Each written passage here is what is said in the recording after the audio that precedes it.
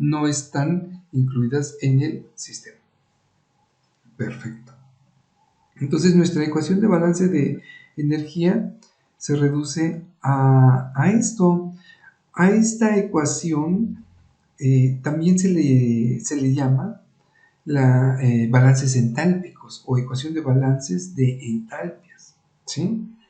Entonces, muy bien, si lo agrupamos las corrientes en una sumatoria, pues veremos que es la sumatoria de las corrientes, la sumatoria de las entalpías a la entrada por sus flujos másicos más el calor será igual a la sumatoria de las entalpías a la salida por sus respectivos flujos másicos, ¿sí? Ecuación general de balance de calor o balance de entalpías. Perfecto. Esta es nuestra ecuación y a partir de aquí vamos a hacer los balances en los problemas que involucren procesos con transferencia de calor. Perfecto. Ahora, revisemos muy rápido lo que es la entalpía. La entalpía, como ustedes lo saben, es una propiedad termodinámica y se define por la suma de la energía interna más el trabajo de flujo, que es el producto de la presión a la que está sujeta la sustancia por el volumen específico. La entalpía depende tanto de la temperatura como de la presión. Por eso, al hacer la diferencial total de esta propiedad, vemos que tenemos la parcial de la entalpía respecto de la temperatura a presión constante por la diferencial de la temperatura, más la parcial de la entalpía respecto de la presión a temperatura constante por la diferencial de la presión, ¿sí? A la parte de la diferencial de la entalpía respecto de la presión a temperatura constante, ¿sí? Sabemos nosotros que a presiones moderadas generalmente es muy pequeña y por tanto lo vamos a despreciar, ¿sí? Si en cambio va a permanecer o se va a conservar la parcial de la entalpía respecto de la temperatura a presión constante, lo que es precisamente el Cp, que es la cantidad de calor que se debe de suministrar a una unidad de masa de una sustancia o para elevar su temperatura en un grado. El Cp es la capacidad térmica cuando se refiere a moles, es decir, cuando las unidades están en moles, calorías mol por Kelvin o BTU por mol libra grado Fahrenheit, ¿sí? También es el calor específico cuando se refiere a masa, en lugar de moles, masa, calorías, gramos, grado centígrado, BTU, libra, grado Fahrenheit, ¿sí?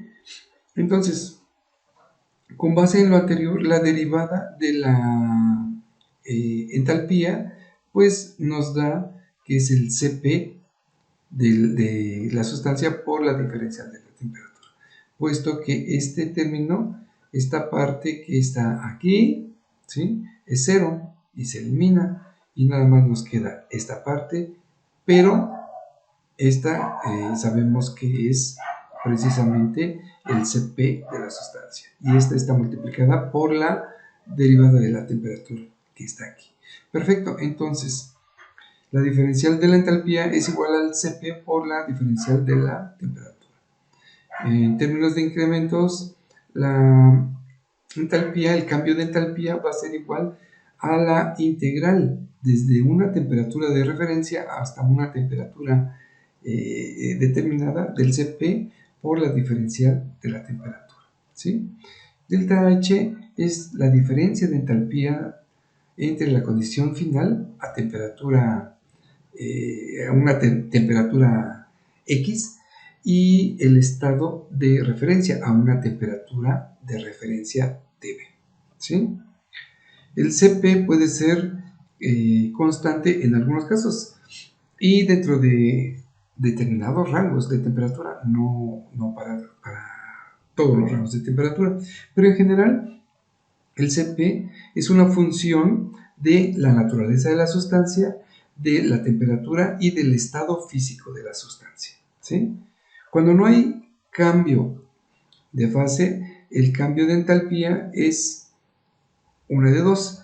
El Cp es constante, lo cual quiere decir que este valor sale de la integral y se multiplica precisamente por la integral desde Tb hasta T por la diferencial de la temperatura, que es precisamente el Cp por la diferencia de temperaturas que está aquí.